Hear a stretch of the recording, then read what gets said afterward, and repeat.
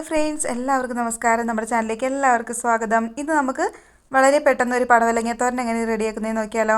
അതിനുവേണ്ടി ഞാനിവിടെ ഒരു പടവലങ്ങ എടുത്തിട്ടുണ്ട്. അതിൻ്റെ സ്കിന്നൊക്കെ കളഞ്ഞിട്ട് നന്നായിട്ട് വാഷ് ചെയ്തെടുത്ത് വെച്ചതാണ്. ഇനി അതിലേക്കൊരു സവാളയും എരിവിനാവശ്യമായ പച്ചമുളകും വേണം. ഇനി നമുക്ക് ആ പടവലങ്ങയൊക്കെ മുറിച്ചിട്ട് അതിൻ്റെ അകത്തെ കുരുവൊക്കെ കളഞ്ഞിട്ട് വേണം നമുക്കത് മുറിച്ചെടുക്കാൻ വേണ്ടിയിട്ട്. അപ്പോൾ ഇനി നമുക്ക് ഇതൊന്ന് കട്ട് ചെയ്തിട്ട് എടുത്തിട്ട് വരാം.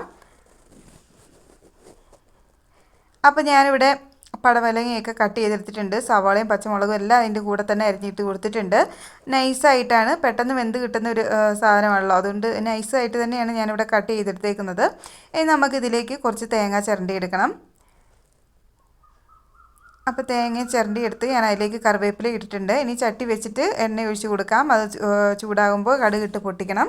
അതിനുശേഷം നമ്മൾ അരിഞ്ഞു വെച്ചിരിക്കുന്ന ആ ഒരു പടവലങ്ങയുടെ കൂട്ട് ചട്ടിയിലേക്ക് ചേർത്ത് കൊടുക്കാം. നമ്മളിതിലേക്ക് മഞ്ഞൾപ്പൊടിയൊന്നും ചേർക്കുന്നില്ല, വെള്ള തോരൻ കറിയായിട്ട് തന്നെയാണ് എടുക്കുന്നത്. ഇനി നമുക്കതിലേക്ക് പാകത്തിന് ഉപ്പൊക്കെ ഒഴിച്ച് കൊടുക്കാം. അപ്പോൾ സിമ്പിളാണ്, അതുപോലെ തന്നെ ടേസ്റ്റ് കേട്ടോ, നല്ല കറിയാണ്. നാടൻ കറികളൊക്കെ ഇഷ്ടപ്പെടുന്നവർക്ക് എന്താണെങ്കിലും ഇഷ്ടപ്പെടും. എല്ലാവർക്കും അറിയാവുന്ന അറിയായിരിക്കും, എന്നാലും ഞാൻ ചെയ്യുന്ന രീതിയിലൊന്ന് കാണിച്ചു തന്നേ ഉള്ളൂ കേട്ടോ. ഇനി ആ ഉപ്പും കൂടി ചേർത്തിട്ട് നന്നായിട്ടൊന്ന് മിക്സ് ചെയ്ത് കൊടുക്കാം. വെള്ളമൊന്നും ഒട്ടും ഒഴിച്ച് കൊടുക്കരുത്, വെള്ളം ഒഴിക്കാതെ തന്നെ റെഡിയാക്കി എടുക്കണം കേട്ടോ. പിന്നെ ആ ഒരു പടവലങ്ങയ്ക്കകത്ത് തന്നെ വെള്ളമുണ്ട്, അതുകൊണ്ട് വെള്ളമൊന്നും ഒഴിച്ച് കൊടുക്കേണ്ട ആവശ്യമില്ല.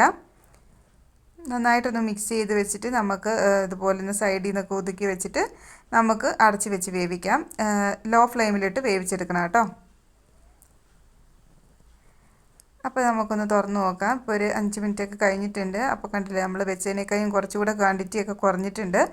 അപ്പോൾ കറിയൊക്കെ ഒന്ന് റെഡി ആയിട്ടുണ്ട്, നല്ല വെന്ത് വന്നിട്ടുണ്ട്.